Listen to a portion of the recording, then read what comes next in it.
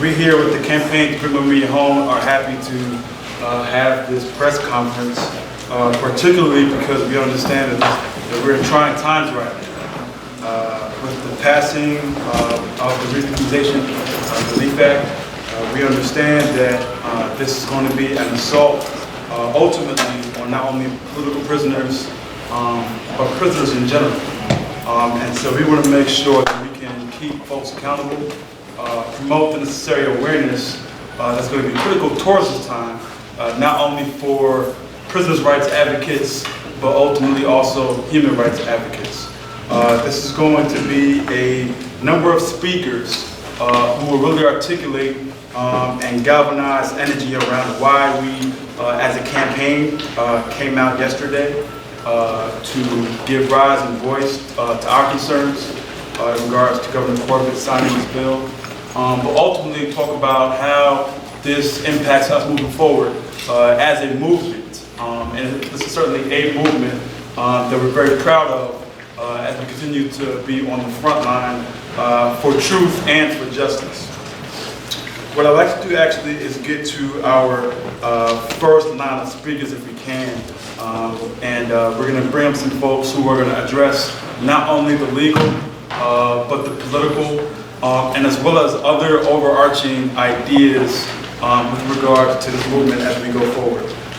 So I'm actually going to bring up actually somebody with our campaign, Suzanne Ross, who will provide for us a legal perspective as well as some more overarching growth as well. Thank you.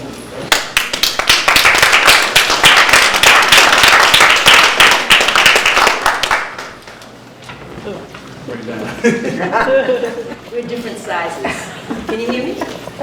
Yeah, works? Okay. So it's good to see you all. And I'm from the Free Mumia Coalition, International Concerned Family and Friends. No, you can't hear it. Okay. So is this better? Is it better? Is it on? My turn. I don't know. Who's the tech person? There we go. Okay. Oh. I can hear myself. Great. Okay, so you probably have all heard a fair amount by now about this law that's being, that was signed yesterday, the bill that was signed, that it's, everybody has described it as very general in its silencing the potential of so-called victims of the crime. And they have a funny way of describing victims. For example, Mumia, who was beaten up and nearly killed the night of the action, is not called a victim, of course. His wife, who has been without him for all these years, none of them are considered victims. The only victims are Maureen Faulkner.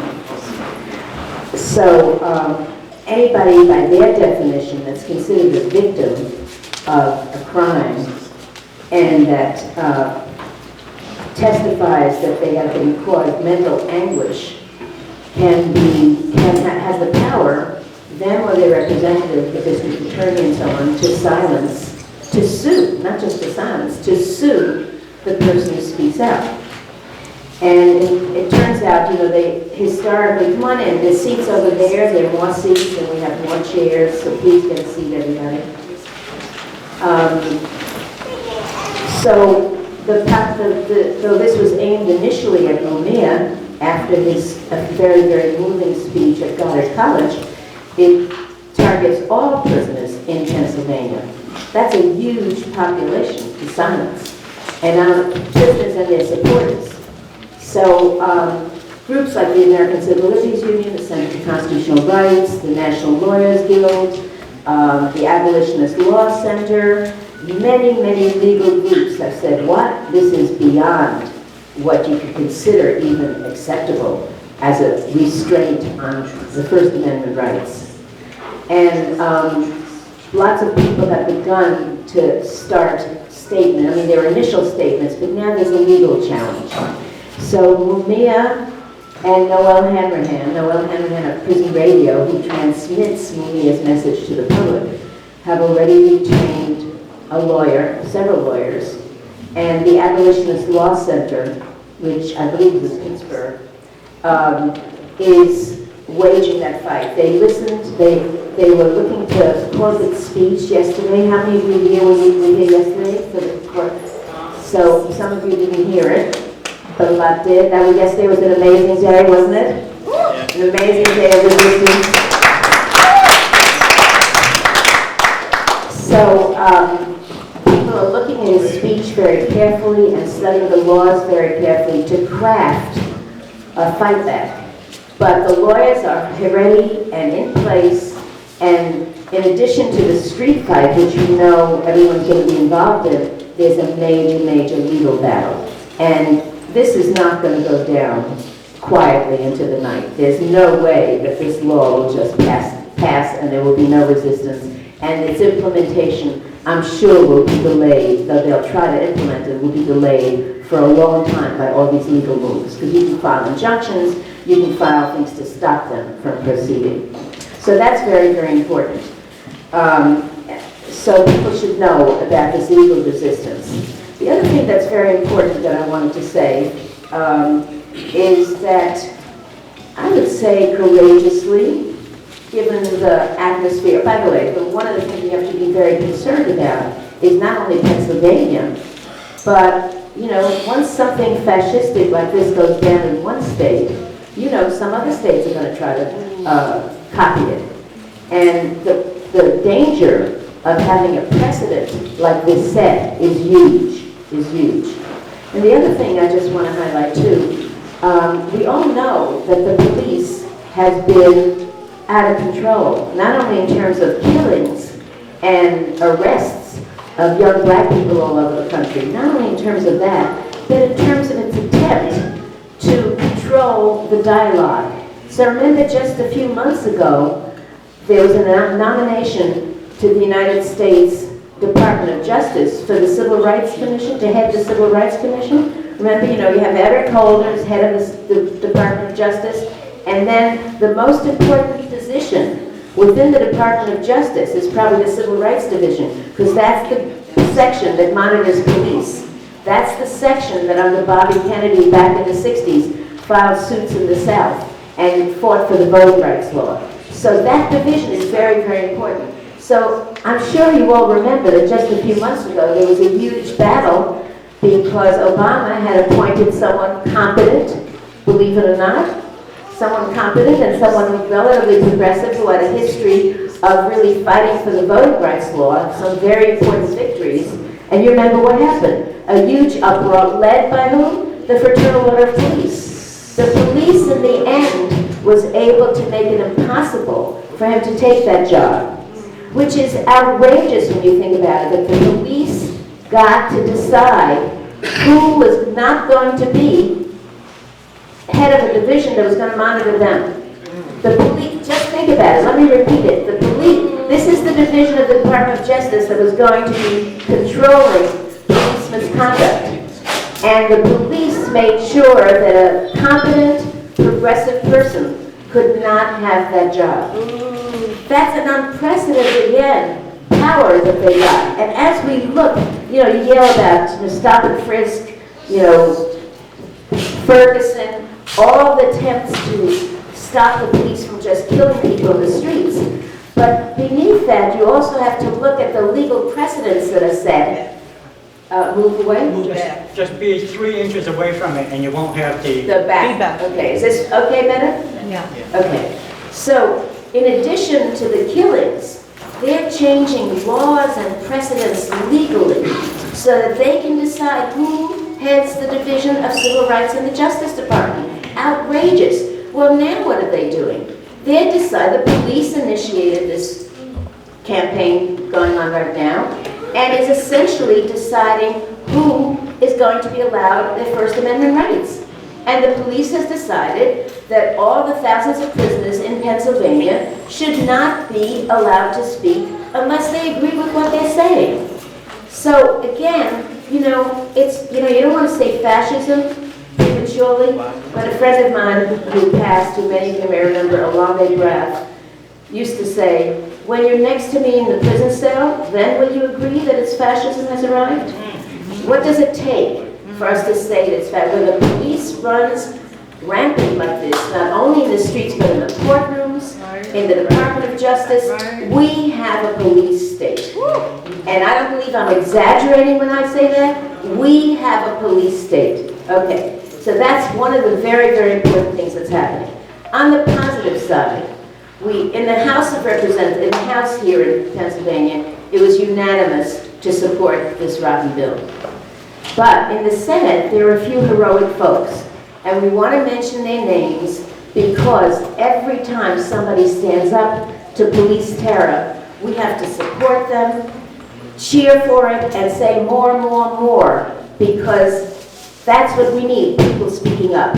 And we know how frightening it is for a lot of people to speak up. So we want to mention some of the people, all the people who stood up. There were 11 dissenters.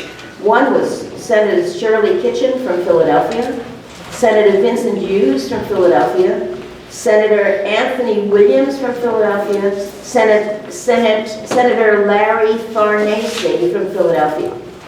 Excuse me. Senator Jay Costa from Allegheny County, Senator Andy Denneman from Chester County, Senator Jim Furlow from Allegheny County, Senator Wayne Fontana, Allegheny County, Senator Dalen Leach, Montgomery County, Senator Judith Swank, Berks County, Senator Ron Teplitz, York, Dauphin County. I may be mispronouncing them.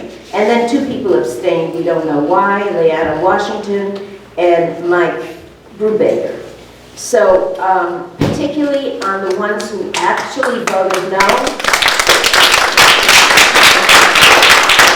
right on to those who need more. If you catch their names, we will have the list available to you and are willing and able to jot a note to them and say, I, as a constituent in Philadelphia or Pennsylvania, really appreciate your courage. That would be wonderful. We need all the support we get and encourage all the courage. Encourage people to take a courageous stand and say no to police terror, no to fascist inroads. Thank you very much.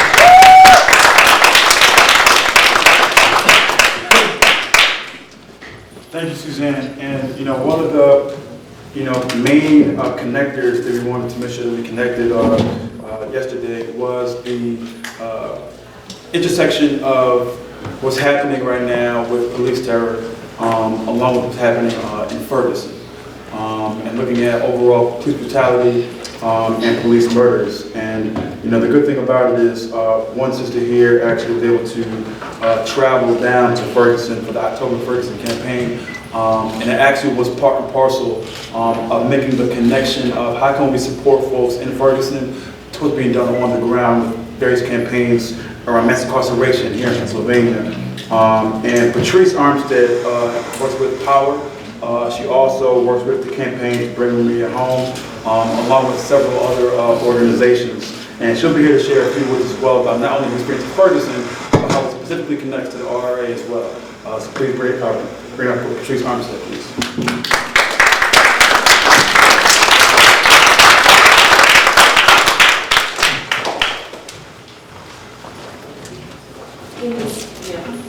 Can y'all hear me good? Because I know I can be soft-spoken at times, but I made a statement because I definitely wanted to make sure I stayed focused and consistent in my message. But I also want to state that I'm here representing a supporter of the movement. So I just wanted to be clear with that.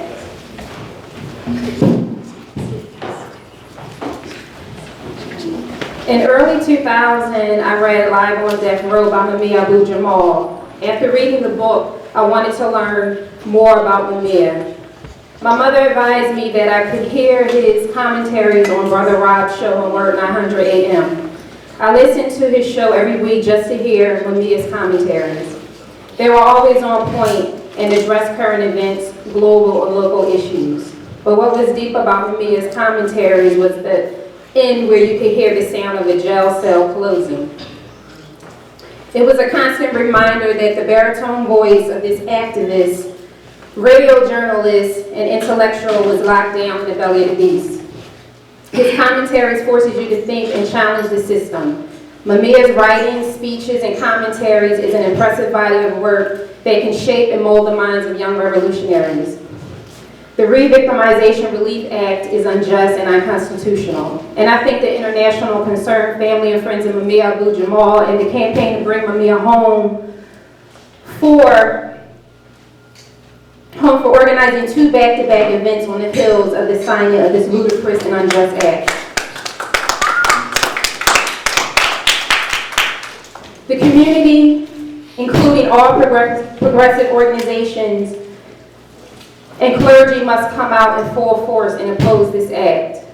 We cannot deny prisoners freedom of speech. The act will impact all prisoners, but we know this bill was created specifically to silence Mumia and other political prisoners that are outspoken. This Tuesday marked 1 week back from my trip to Ferguson for the Weekend of Resistance, better known as Ferguson October. Yesterday, I was thinking about the uprising in Ferguson on behalf of Mike Brown and Vondaire Myers, and the 2 major events that I witnessed Sunday evening and Monday afternoon. Sunday around 2 a.m., thousands walked through fog and mist across a bridge to St. Louis University to hold a speak out against white supremacy and police brutality. Myers was gunned down by the police a few blocks from the university. As we marched through the campus, the youth leading the action called for students to come out of their dorms and join us.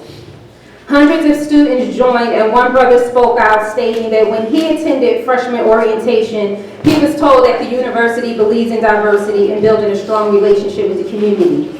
He said it did not take him long to find out that the university did not believe in diversity and had no interest in building a relationship with the community. St. Louis University sounds a lot like Temple University and other universities in urban communities. Monday morning around 8 o'clock a.m., everyone met at a local church around the corner from the Ferguson police station. A pep rally for the action was held by clergy, and after the rally, clergy and community members, including youth, locked arms and marched to the police station, where you had a few speeches by clergy and community members. There were a few powerful moments, and one was when a clergy member laid down, had his body outlined with the chalk to represent Mike Brown's body lying in the street for 4 hours and 23 minutes, which was the exact time the action was going to take place. Clergy collectively crossed the line and approached police and repeatedly asked them to repent for the killings of Mike Brown. While this was being repeated, the names of 300 men and women in the United States were 300 men and women in the United States that were murdered by the hands of police were called out. Clergy was arrested after they repeatedly asked the police to repent. As they were getting arrested, it began to pour down rain, and the crowd did not wither. The chants got louder, and everyone began chanting a quote by Assata Shakur, which the youth in Ferguson chant before they go out for an action. It was powerful to hear clergy chant, "It is our duty to fight for our freedom. It is our duty to win. We must love each other and support each other. We have nothing to lose but our chains." I just want to read that again. It is our duty to fight for our freedom. It is our duty to win. We must love each other and support each other. We have nothing to lose but our chains. To hear thousands saying that at one time was beyond powerful. I can't even put words how I felt. Clergy in Ferguson, St. Louis, Philadelphia, and across the nation have to stand bold in their faith. They have to stand against mass incarceration, police brutality, underfunded public schools, austerity, gentrification, unemployment, war crimes, homophobia, and capitalism. The struggle of today cannot be won without youth and clergy. I am challenging clergy of Philadelphia to come out of their churches, synagogues, mosques, and parishes and stand with movements such as the movement to free Mumia and progressive movements standing on the right side of justice. Be bold with your faith. Show theology in action like Dr. King did with the Civil Rights Movement. Gandhi did with the Independence Movement. Indian Independence Movement.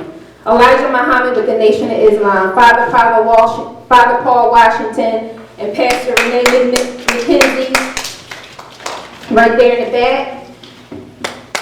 All right.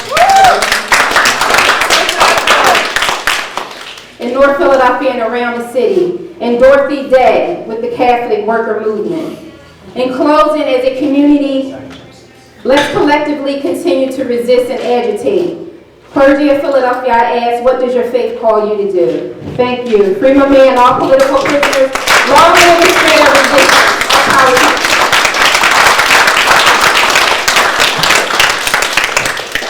Thank you, Patrice. And I just wanted to also make sure that we highlighted some of the other signatories on our statement. They include, I think, some names that are already mentioned, including the National Lawyers Guild, the Center for Constitutional Rights, Prison Radio, Talib Kweli, Cornel West, the France Fanon Foundation out of France, MOVE, the Campaign to Bring Mumia Home, Educators for Mumia Abu Jamal, the Free Mumia Abu Jamal Coalition, NYC, the International Action Center, the Committee to Save Mumia Abu Jamal, National Jericho Movement, Students Against Mass Incarceration, Sanko for Community Empowerment, Ashkia Coalition, as well as the Prison Action Network, and I will name several more in the future minutes. But I do want to bring up our next speaker, who actually has been on the ground doing a lot of work, not only for the campaign, but more importantly, from the journalist side, where she writes and editorializes for Workers' World newspaper, which is distributed not only here in Philadelphia, but really all across the East Coast and around the country. Workers' World is definitely one of our family members in regards to this movement, in regards to the work of journalism. So I'll bring you Betsy Pierre.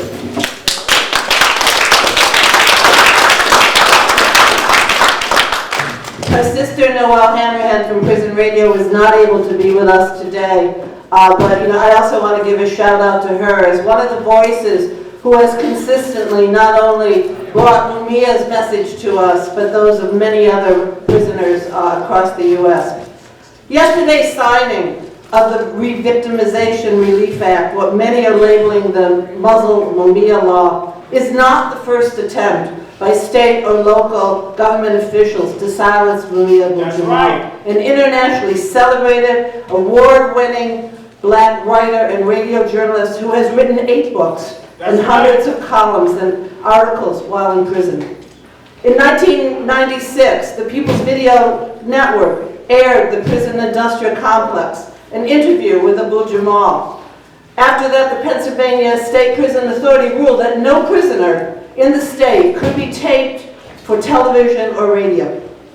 In 1997, threatened with funding cuts by then Governor Tom Ridge, Temple University canceled all Pacifica radio programming on its radio station WRTI because Democracy Now! Planned to air commentaries by Abu Jamal.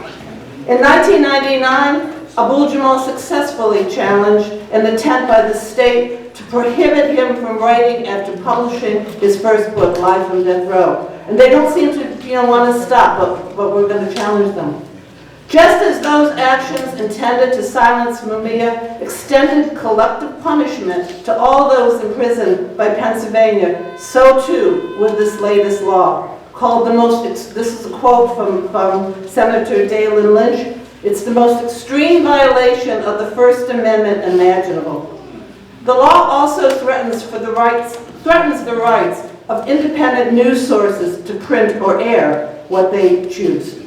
As a representative of a newspaper that regularly carries articles by Abu Jamal, Workers' World clearly sees what lies behind this latest attack on speech that makes the powers that be uncomfortable.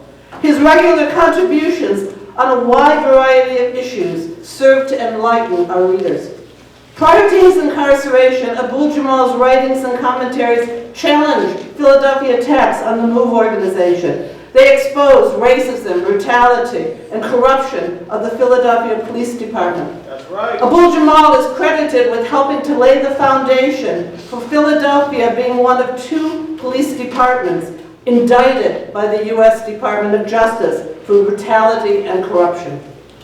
In his message to Goddard College graduates, Abu Jamal never mentioned his own case. He never said anything that could be construed as harmful or hurtful to the alleged victim. Instead, he challenged students to question the world of the 21st century and to seek answers to a world where, quote, massive wars can be launched by rumors and innuendo. where the material interests of corporations are so superior to the interests of working people. And remember, corporations are people, so saith the Supreme Court. And where the ecological threats to fresh water supplies, clean air, and the environment in American cities pulls challenges that seem beyond arcane. End quote. His message linked Gaza, Ferguson, Iraq again, as the issues that face students and must be addressed. Abul Jamal has become known as the voice of the voiceless. His case illustrates why prisons exist and who profits from them. Any attack on Mumia Abu Jamal is an attack on all prisoners of this rotten system, whether confined behind prison walls or living in general population outside. Thank you.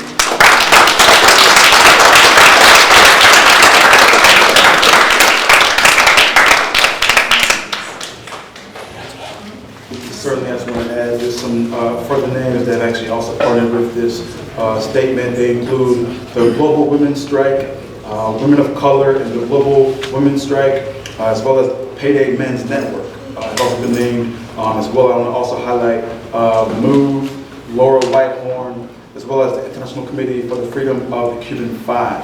Next, I actually want to bring up someone who actually was part of the collective on the front line, actually on the early side of this announcement of this Re-Victimization Relief Act, Decarcerate. And Decarcerate has done so much excellent work around mass incarceration and obviously to decarcerate Pennsylvania. And of course, they've been on the front line of a lot of this work. So we're going to bring up next Lane Mullet from Decarcerate.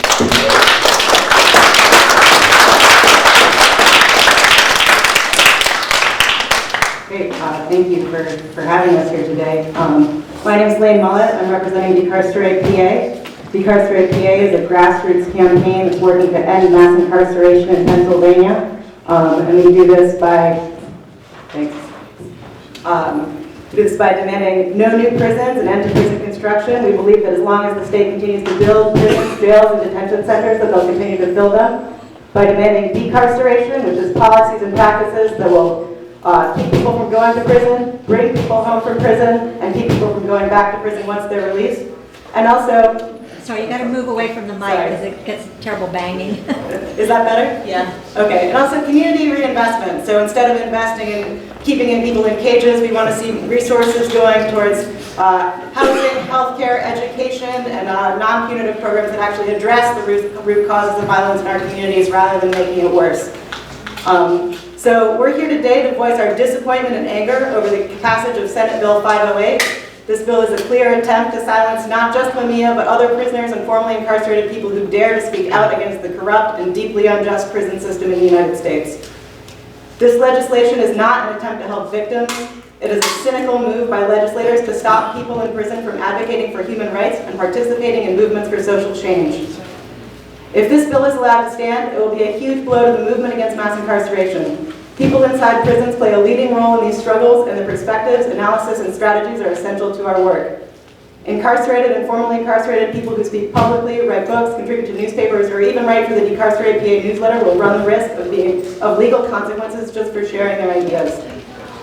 The state prison system in Pennsylvania costs over $2 billion a year and holds over 51,000 people in cages across the state. The vast majority are poor people and people of color. And at the same time, funding is being stripped away from our schools, healthcare, and environment. All because legislators in Harrisburg care more about what is politically expedient than about what is right. And we're not just talking about Governor Corbett and the Republicans. Every single representative in Pennsylvania voted for this bill, including representatives from Philadelphia who claim to support prisoners' rights and claim to be progressives, including Vanessa Lowry Brown, Ron Waters, Brian Sims, Sherelle Parker, and many others. And these legislators voted for SB 508 knowing that it was bad for people in prison, bad for our communities, and blatantly unconstitutional. So we're here today to say that the days of politicians rubber stamping this kind of legislation with no fear for their jobs is over. We cannot and will not sit by quietly while our comrades and our communities are under attack. We will fight this bill and any bill designed to build up the prison system. We will fight this bill and any bill designed to silence currently and formerly incarcerated people. And we'll keep fighting in Harrisburg, we're going to fight in the courts, and we're we're also going to be fighting in the streets. So I'm proud to stand here with the other speakers and participants today, and with the political prisoners and with the thousands of men and women behind bars who continue the struggle for justice in the face of this repression. Thank you.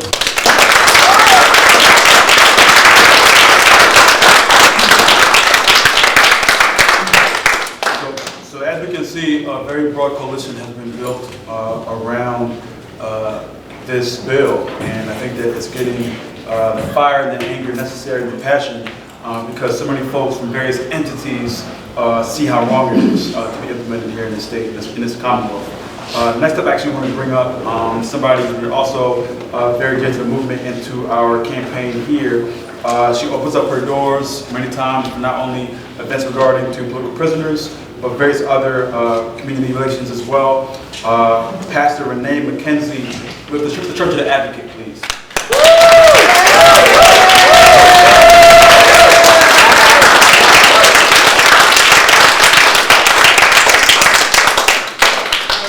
Greetings. This is a bad bill. Simply, there's no way to describe it. It is an infringement upon the people's right to speak, and it's a further attempt to silence the voice of people whose voices we need to hear even clearer. Now, I stand here certainly as part of the campaign to bring Mumia home, but it's broader than that, isn't it? This is about every political prisoner. This is about the ability of people who already have their freedoms curtailed through the justice system, but it's an attempt to curtail people's expression and therefore their thoughts. We cannot stand any more infringements, any more suppressions of our voice. We're already trying to, we see a movement to suppress the vote. We can't go back. People have fought long and hard to bring us to this place, and there cannot be retreat. Cannot be. The power of the loss of voice. You know, if Mumia had said something to those students at Goddard College that was talking about his particular case that's going on within the system, then I would say, okay, then perhaps he is trying to rub salt into the wounds. But that was not the case. He was empowering young people to think critically. What is wrong with that? Why would you want a generation of young people who don't know how to engage the controversial comments, the controversial ideas that are before us in society? There should never be an attempt to suppress our voice. And we should never allow it to happen without a fight. The bill is bad. It should not be allowed to sustain. It should receive its just due. Whatever we would do it for a piece of paper, can be considered trash. Keep up that stuff.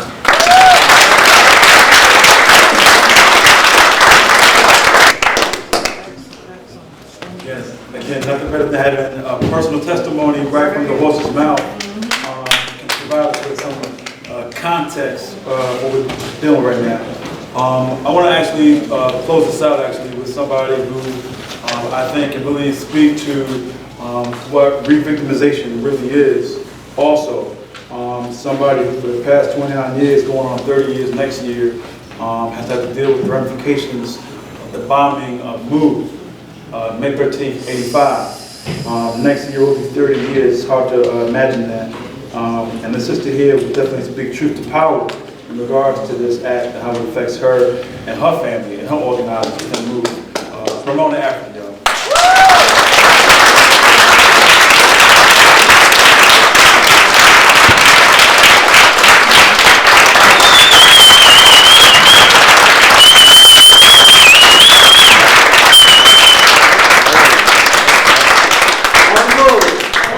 Long live revolution.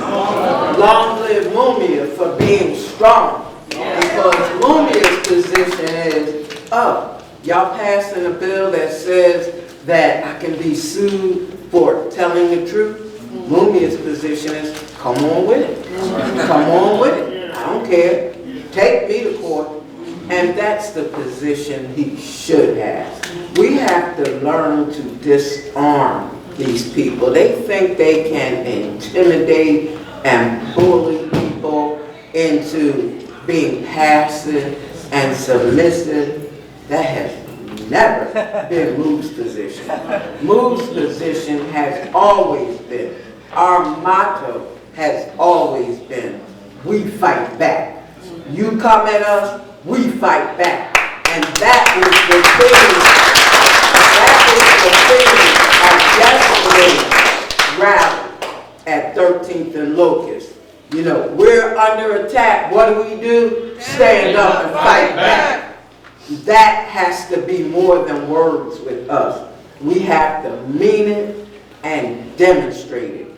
Because as long as these people, our enemy, picks up any kind of intimidation and passiveness in us, they will come at you like nobody's business. But they are bullies and cowards. And everybody knows how a coward is. They'll try to bully you and you know, come after you until you stand up and fight back. Then they run away.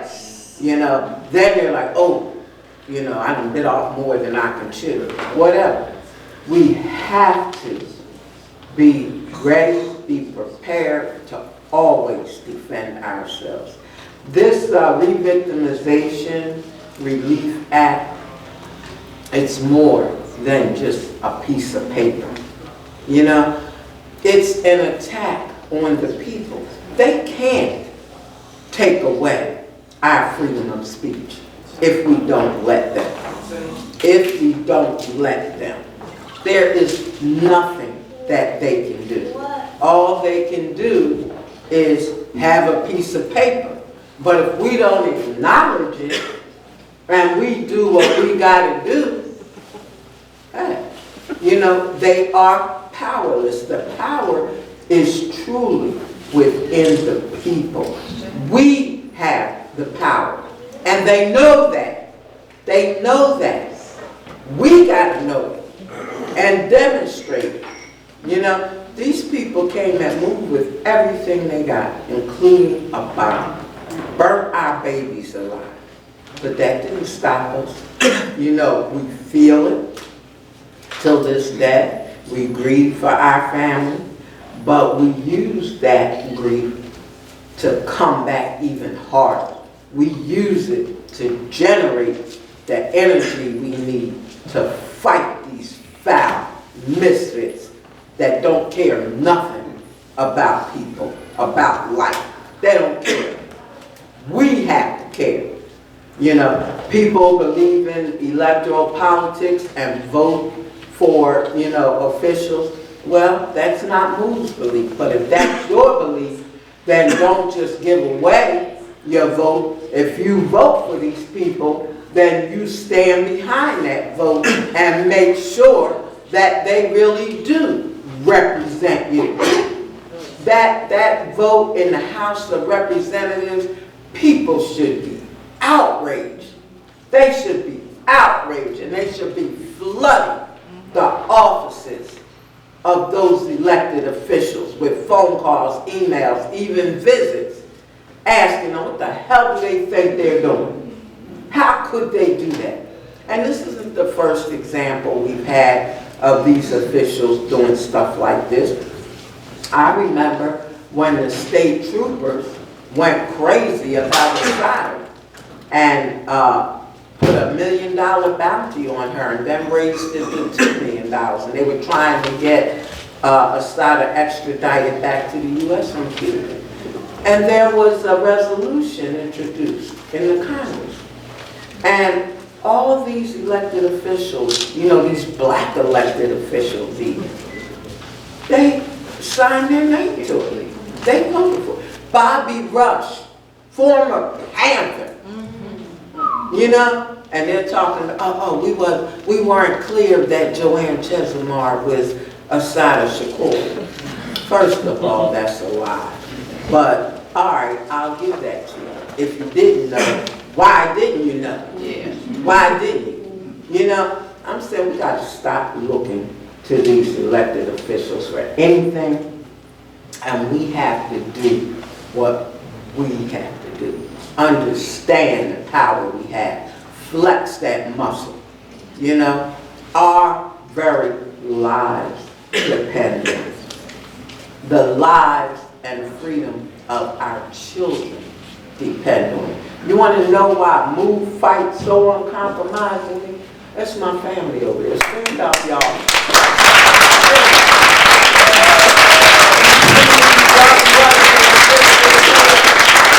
That's why we continue to fight and stand strong for ourselves and for them. Our brother Mike Africa there was born in prison right after the first police attack on Move under Rizzo in 1978. His parents are still in jail 36 years later. You want to know why we continue to fight and stand strong and come at these people despite all they have come at us with? Because John Africa have taught us that you are only defeated when you throw your hands up and give up. No matter what the circumstances are that you may be facing, you are victorious as long as you keep fighting, keep resisting. But the instant you say, oh, what the hell, ain't no use, and throw your hands up, then you're defeated. Then you're done. So I'm telling you what John Africa had told us, the example John Africa has set with Move. Don't ever give in or give up. Fight for what you know is right. And don't let anybody, I don't care what kind of position they got, how much money they got, what kind of social standing they got, don't accept wrong from anybody. Mumia doesn't. Mumia doesn't. That's why he's still speaking out. So stand strong, stay on the move, keep fighting, don't ever give in. Long live Mumia. Long live Mumia. Long live all the Long live the spirit of resistance that you see in the African camp. You know, that you see in the indigenous movement, the Zapatistas, so Puerto Rican independence movement. That's who we need to look to. That's who we need to look to. On the move, long live John Africa, long live revolution, and down with this rotten ass system.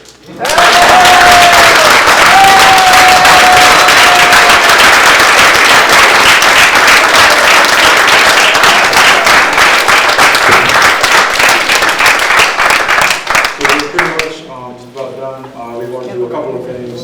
First of all, we do want to also highlight a couple more of the signatories for this statement against these bills, Senate Bill 508. They include Decarcerate in the House, Riverside Church Prison Ministry, the Katie Cook, the Cook Family and Friends, Campaign to End the New Jim Crow, David Swanson, the campaign coordinator of RootsAction.org, Carl Dix, Revolutionary Communist Party USA, Committee Free Mumia Austria, as well as I want to highlight the mobilization to free Mumia Abu Jamal, Northern California, as well as the mayor of Saint-Denis in France. I always say her name wrong, but Didier Talliard, right? Didier. The man. Yes. The man. Exactly. As well as Netfa Freeman, Voices with Vision on WPFW 89.3 FM, Washington, D.C. So again, this is expanded pretty much all over. I need to actually say one name also. The German Network Against the Death Penalty and to Free Mumia Abu Jamal. Also, if I could also briefly, as was highlighted, we thank all of both the mainstream and the independent media who came out today. But we want to give an extra thanks to the independent media.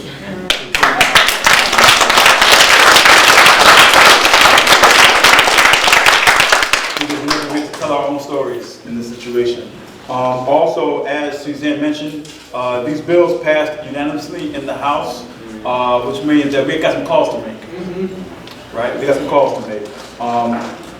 Of course, we highlight those 11 senators who did vote no, but for the other ones that voted yes, they got some planning to do. So please, calls, make the calls, talk to your organizations, the civic associations, to collect advisement those calls. And as well, this evening, there'll be 2 events happening, which we hope to see you guys at. At 4 p.m., we're going to be doing a honk action right outside of City Hall at 15th and Market Streets. We'll have signs there and banners. So bring your folks, bring your people, bring your organizations. It'll be today at 4 p.m. Right there at 15th and Market. We want to catch folks as they leave from work. All right, and continue to prepare and promote awareness around this bill and our action against it. And as well, this evening we will have a town hall forum at 5:30 p.m.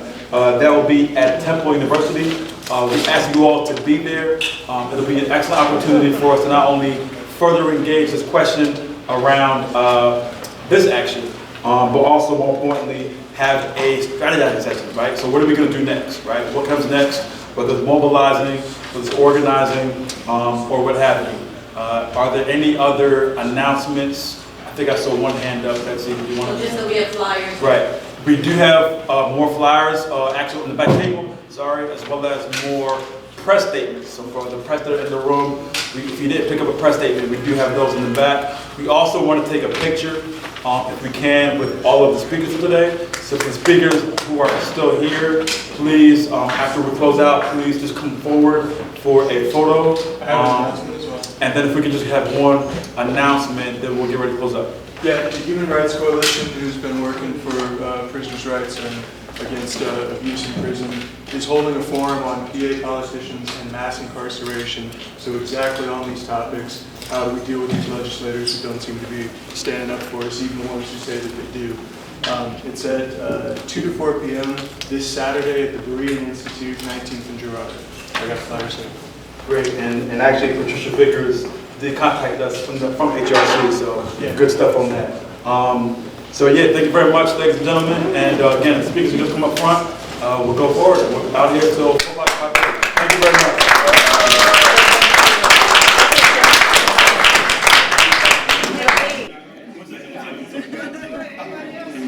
Come up front with short people. The other top.